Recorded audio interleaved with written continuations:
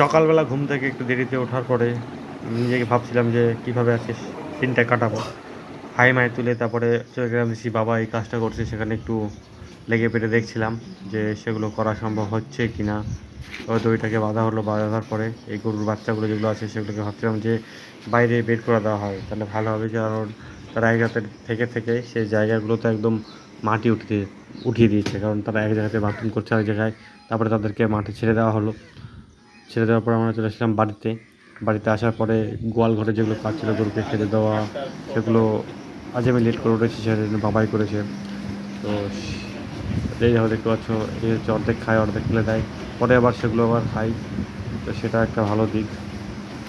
তারপরে আরও কিছু কাজ বাকি ছিল, তো আমি সেগুলো করে নিচ্ছিলাম। যেমন যে দেখতে পাচ্ছ গোবরের ডালি এক সাইডে তুলেছি, এক সাইডে আছে, গোবরগুলোকে তুলে নিলাম ভালোভাবে, তুলে নিয়ে পরিষ্কার করে নিয়ে আর কি চেষ্টা করছিলাম যাতে সম্পূর্ণ গোবরগুলোকে তুলে ফেলার।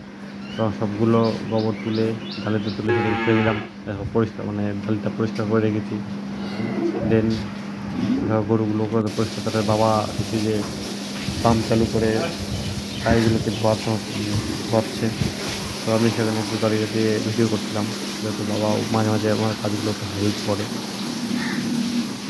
এবং বাবা সেই সমস্ত গোবরের যে নোংরাগুলো ছিল সেগুলো পরিষ্কার করেছে জল দিয়ে, কারণ সকালবেলা গোবরের ওয়েটটা খুব বেশি থাকে, সে কারণে জল পরিষ্কার করলে কী হয় সেটা একবারে চলে যায়, নেমে যায়। এই দেখো চলে এসছে ওরা মাঠ থেকে এক এক করে, কারণ তারা মাঠে থাকা অভ্যস্ত নয়, বাড়িতে এসে তারা জ্বালাতন শুরু করে দিবে, তাই আমরা বেঁধে রেখেছি। তারপরে আমি চলে গেলাম ঘাস কাটতে। দেখো ঘাস আমি কেটে ফেলেছি অলরেডি, কেননা আমার একা পক্ষে ঘাস কাটা ভিডিওটা করা সম্ভব নয়, সেই জন্য রেড নেপিয়ারগুলো দেখো অনেকটা বড় হয়ে গেছে, প্রায় 2 বছর নাগাদ হয়ে গেল বয়স।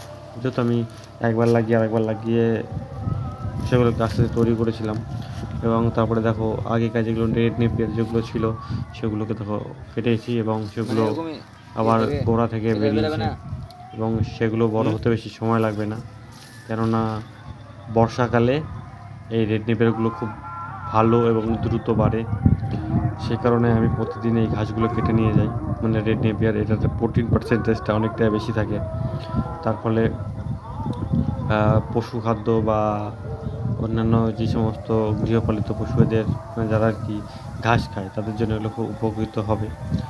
আর দেখো আমি এভাবে নিয়ে আসছি ঘাসগুলোকে, কিছু করার নেই, ঘাসগুলো অনেক ভারী হয়।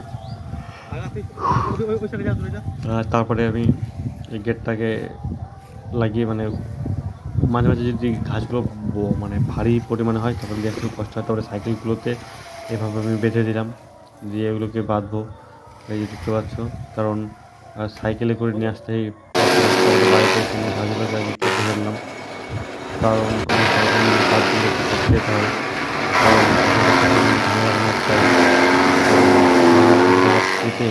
আমি চলে গেলাম মাঠে গিয়ে দেখি যে বাবা অনেক কাজগুলো করে রেখেছে এবং একটা আল ছাড়তে বাকি আছে।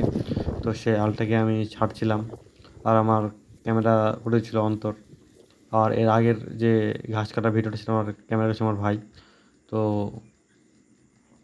এগুলোকে ঝটপট কেটে কুটে আর কি আমি রেডি করছিলাম, কেননা এই যে বড় বড় যে ঘাস দেখতে পাচ্ছি এগুলো ঘাস না, এগুলো হচ্ছে কাশফুল। এইগুলো থেকেই শরৎকালে এই কাশফুল বেরোবে, ঘাস ফুল নয়।